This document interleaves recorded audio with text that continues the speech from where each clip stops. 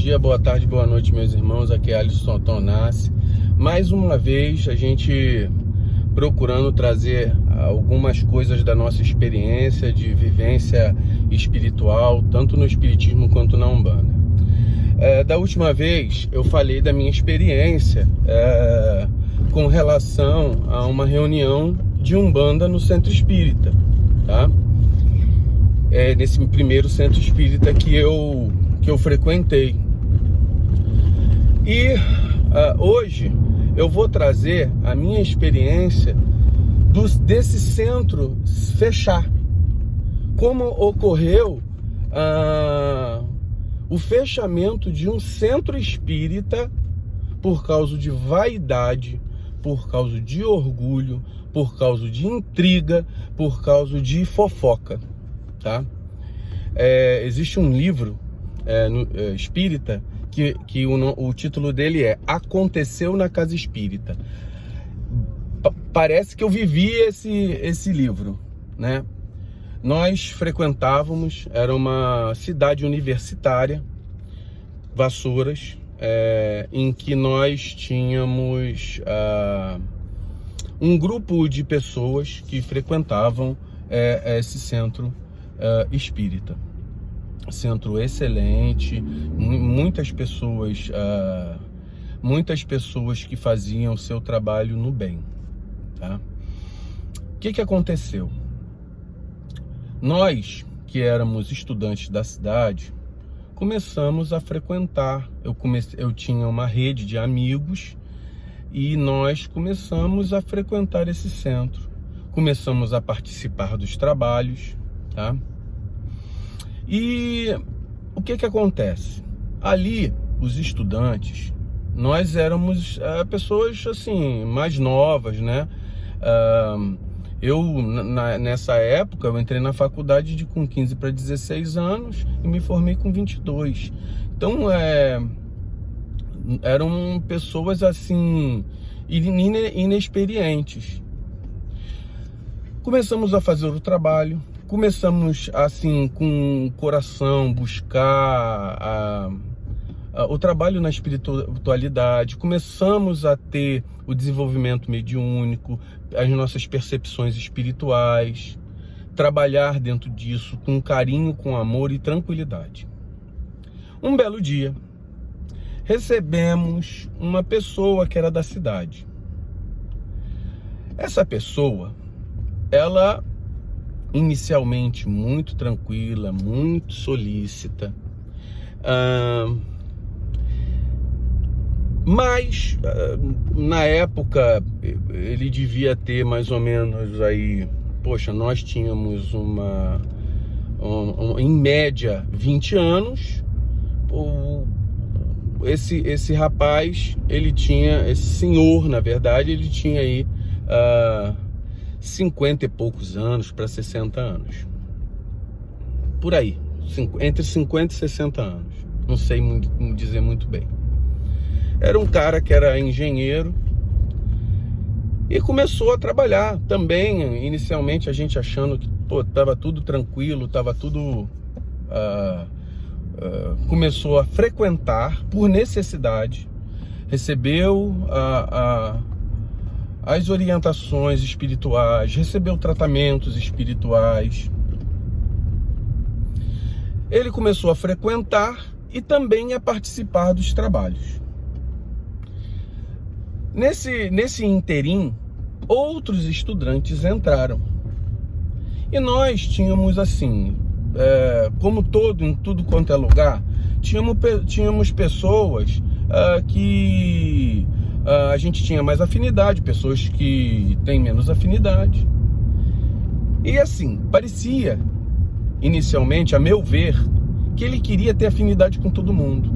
Sabe que no centro sempre tem um grupinho ou outro, só que num terreiro de Umbanda tem ali uma hierarquia que meio que barra esse tipo de coisa. Quando o pai de santo está vendo, ele pode atuar em cima disso. Quando o presidente do centro espírita está vendo, ele pode barrar determinadas coisas nesse sentido. Só que ali foi começando de maneira bem sutil. ele foi criando separatividade. Ele começou a falar com um grupinho, uma coisa. Depois ele ia no outro grupinho, falava outra coisa. Começou a criar um ambiente que as pessoas... ele fazia um favorzinho para um aqui, fazia um favorzinho para outro ali. Começou a criar uma certa afinidade com as pessoas. As pessoas foram confiando nele. E gradativamente, quando ele observou um certo grau de confiança entre nós, que já éramos, como estudantes, já éramos uma quantidade de membros da casa espírita maior do que os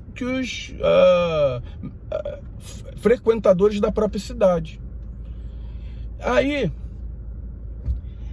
ele começou a querer criar uma animosidade, ele criou uma separatividade entre dois grupos. E nesse processo de separatividade de dois grupos, como ele criou isso? Ele pegava, as pessoas confiavam nele, ele pegava informações de determinadas pessoas e passava informações para outras. Só que nesse processo que ele pegava essas informações que as pessoas confiavam nele para falar alguma coisa tal, ele passava informações distorcidas para os outros, querendo dizer assim, olha, não dá para confiar muito naquele cara lá não, porque é um cara assim, assim, assado, ele distorcia informações, talvez exagerava algumas outras informações, e o que fazia com um grupo, ele fazia a mesma coisa com o outro. E começou a criar uma certa, assim, desconfiança entre um e outro. Ele começou a desconfiar, a fazer com que cada um perdesse aquele clima de irmandade. Depois desse processo que ele criou esse clima de inimizade, de animosidade, e é uma animosidade velada, porque você, ao mesmo tempo que confiava no cara, poxa, ele me falou tal coisa, poxa, como é que eu não posso chegar pro outro para falar o que ele me falou, porque senão eu vou denunciar o cara que confiou a mim aquela... Ou seja, ele criou toda uma circunstância e ele começou a albergar determinada quantidade de pessoas. E chegou um ponto que a gente não entendia o que estava acontecendo. E aí, quando chegou nesse ponto, ele começou a dividir esse grupo de novo. Ele começou a juntar aquelas pessoas, aqueles dois primeiros grupos, e formou o seguinte: o grupo dos estudantes e o grupo das pessoas que estavam na casa. O grupo dos estudantes, composto de meninos, de pessoas novas, sem experiência, mas com vontade de trabalhar, e uma coisa muito comum à nossa inexperiência: ingenuidade. Esse grupo das pessoas mais velhas, que eram moradores da cidade, que tinham um certo nível de experiência, começaram a observar esse processo e começaram a tentar entender o porquê que ele estava fazendo isso. Só que ele burlou pela inexperiência e pelo papo que ele tinha, ele burlou toda a circunstância que levava ao outro estar observando o que ele estava fazendo, ao grupo dos mais experientes. E criou essa separatividade. Quando ele percebeu que ele tinha um grupamento maior do que aqueles que tinham mais experiência, aí a gente começou a ver qual era o objetivo dele. O objetivo dele era poder na instituição.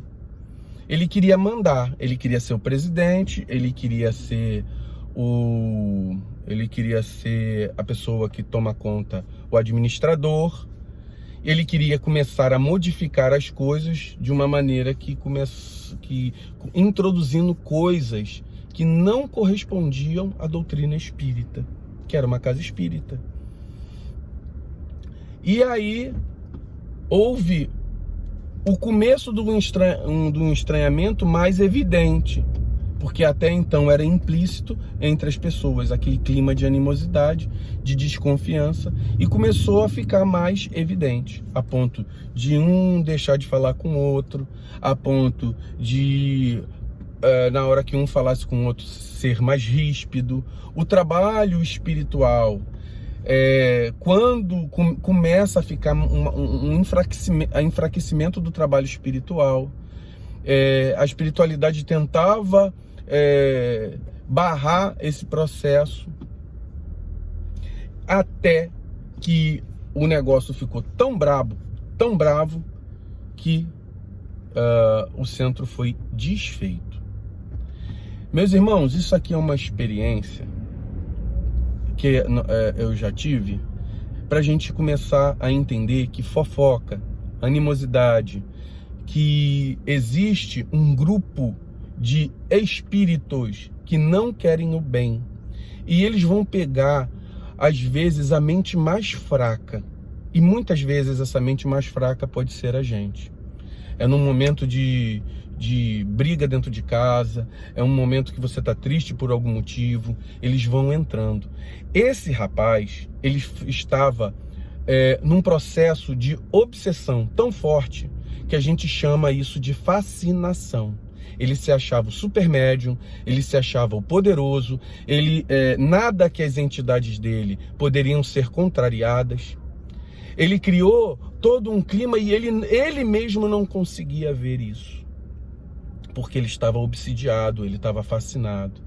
Então, meus irmãos, a gente tem que pegar esse tipo de experiência e transcrever muitas vezes quando a gente vê um grupinho na nossa casa, no nosso terreiro, procurar pedir para os seus guias espirituais, aqueles que te acompanham, os que são do bem: olha, me mostra quando eu estiver tomando uma posição errada.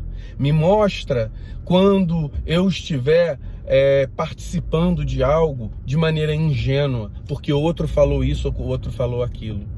Que a gente comece a observar que sempre uma história tem dois lados. Quando alguém lhe te contar uma história, procura observar o outro lado, procura verificar se isso é verdade, porque por ingenuidade eu vi um centro ser destruído.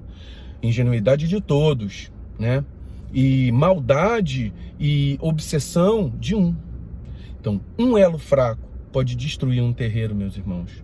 Então, eu queria trazer essa história, que infelizmente é uma história triste. Hoje eu tenho ainda contato com algumas pessoas lá do centro, pessoas ótimas, pessoas que depois que viram que o que estava acontecendo, observaram a besteira que fizeram, tá? Tanto do pessoal, eu tinha mais contato com o pessoal, mais contato não, eu tinha contato com o pessoal, todo mundo, nesse grupo, eu era um estudante que estava do lado dos mais velhos, porque eu tinha visto que esse cara não era um cara legal, que não era uma pessoa, que ele não era legal, é que ele estava obsidiado. Mas eu não entendia na época. Hoje a gente entende um pouco mais, tem um pouco mais de experiência, mas é muito complicado, meus irmãos. A gente pode destruir um terreiro por causa daquele, super médium. Não pode ser contrariado. Gente, não tem ninguém que não erre. Não tem ninguém que, olha só, meu espírito ele tá certo o tempo inteiro. Gente, existe falha de comunicação. E às vezes você é o cara que faz a falha. Às vezes não, é sempre, né? Você é o cara que faz as falhas. Então vamos prestar atenção. A gente pode atrapalhar muito o serviço de um pai de santo que tem boa intenção. E às vezes a gente esquece isso. Vamos pensar nisso, meus irmãos. Vamos pensar nas nossas atitudes quando a gente, como filho de santo e como pai de santo também, tem que ficar bem atento com relação a isso. Fiquem com axé, que essa experiência pode servir para alguma coisa para cada um. Axé, meus irmãos.